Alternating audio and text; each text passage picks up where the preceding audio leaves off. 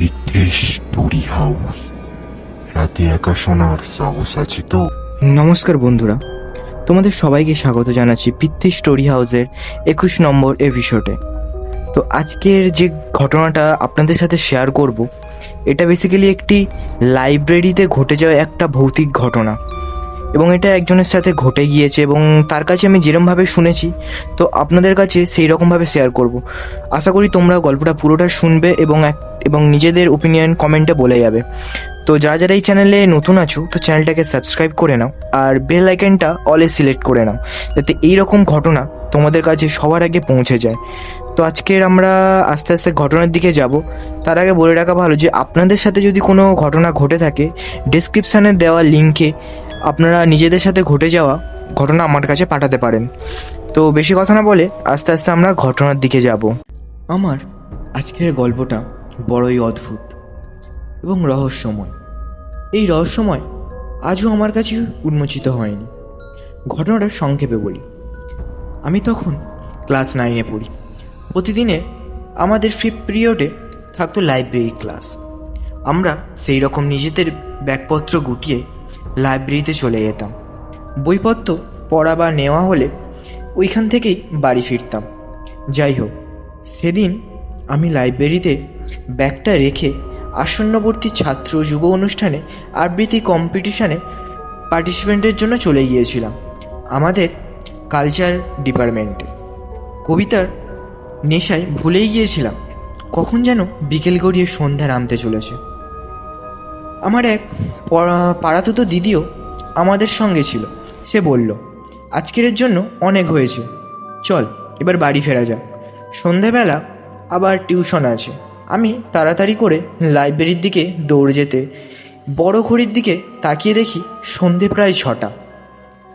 ধরপড় করে সিঁড়ি দিয়ে উঠে লাইব্রেরিতে এসে দেখি বন্ধুরা সবাই চলে গিয়েছে। শুধু আমার ব্যাগটা একা একা কাঁদছে।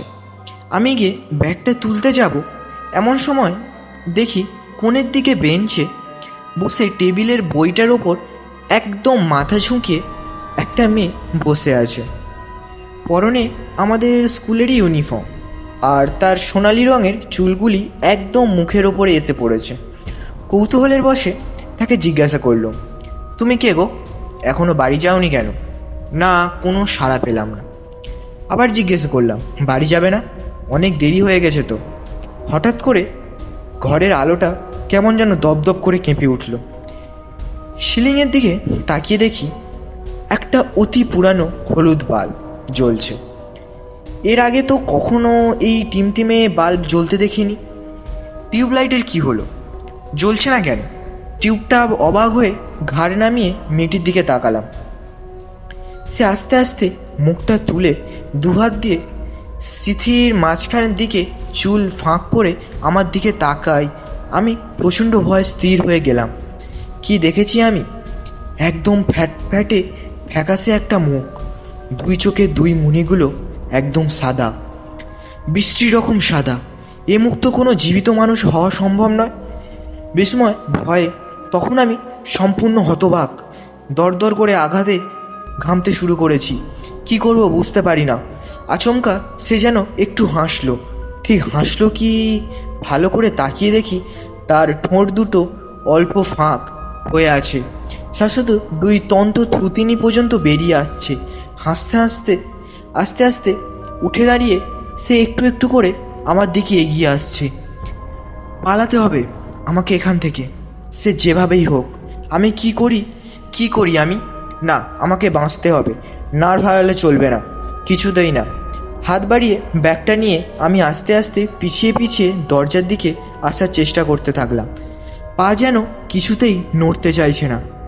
আমার দু চোখ আর দুই মণিমুখ চোখ তার দিকেই স্থির।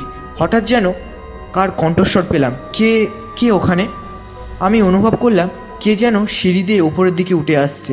প্রচণ্ড সাহস জোগাড় করে আমি দৌড়াতে দরজার দিয়ে বেরিয়ে আসতে গেলাম, কিন্তু কপাল খারাপ, বিশ্রী রকম পা মোচড়ে আঘাত পেলাম। অসহ্য ব্যথায় কুঁকিয়ে উঠলাম। সে আমার একদম সামনে এসে নিজের ডান হাত বাড়িয়ে দিল। সঙ্গে সঙ্গে তার মণি দুটো ধীরে ধীরে কালো হতে থাকলো। আর সহ করতে না পেরে আমি ছিটকে হামাগুড়ি দিয়ে হুড়মুড় করে দরজার বাইরে এসে দেখি আমাদের বড়দি দাঁড়িয়ে। দিদিমণি, ভেতরে যাবেন না, কিছুতেই না, সে আছে ওখানে।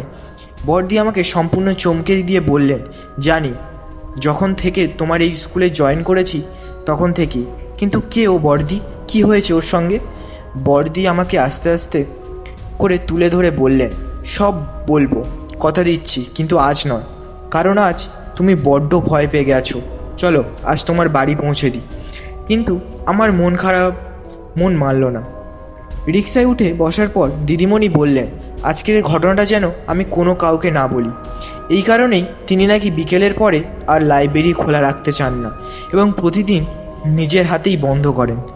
আজকে একটা ইন্টারনাল মিটিংয়ের কারণে ওনার দেরি হয়ে যায়। কপালের ফের এমন ঘটনা, এক সপ্তাহের মধ্যেই আমাদের বড়দি ট্রান্সফার হয়ে চলে যান কলকাতায় তার নিজস্ব বাড়ির কাছে স্কুলে। ফলত আমরা জানা হয়নি সেদিনের ঘটনা রহস্য। এই ঘটনা আজও আমার নাড়া দেয়। তো হ্যাঁ গাইস, তো বন্ধুরা, কেমন লাগলো ঘটনাটা তোমরা নিশ্চয়ই কমেন্টে বলবে। আর ভিডিওটা একটা লাইক করে দাও, আর চ্যানেলটা সাবস্ক্রাইব করে দাও, আর তোমাদের বন্ধুদের কাছে গল্পটা নিশ্চয়ই শেয়ার করবে। তো আবারও ফিরে আসবো নতুন কোনো ভৌতিক সত্যি ঘটনা নিয়ে।